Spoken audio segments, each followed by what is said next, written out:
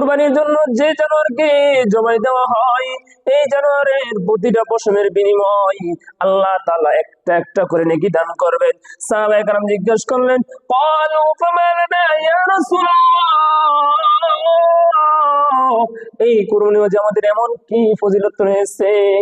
আল্লাহ রাসূল সাল্লাল্লাহু আলাইহি ওয়াসাল্লাম বললেন, বিকুল্লি শা'রাতিন হাসানা, প্রতিটা পশমের বিনিময় একটা করে নেকি পাওয়া যায়। সাহাবায়ে কেরাম বললেন, قالوا فما الصوم يا رسول الله, হে আল্লাহর রাসূল, কিছু এমন পশু রয়েছে যেগুলো পশু অন্য পশুর তুলনামূলক অনেক বেশি পশম হয়, এইগুলোর ক্ষেত্রে কি হবে? আল্লাহ রাসূল সাল্লাল্লাহু আলাইহি ওয়াসাল্লাম বলতেছেন, বিকুল্লি শা'রাতিন মিনাস সুফি হাসানা, যেগুলো পশুর পশম অধিক পরিমাণ হবে আল্লাহ তাআলা সেইগুলোর নেকিও তত বেশি দিবেন। যেমন বেড়ার মাঝে আমরা দেখতে পাই এমন পশম অন্য অন্য পশু থেকে এই পশুর মাঝে আমাদের অনেক বেশি পশম থাকে।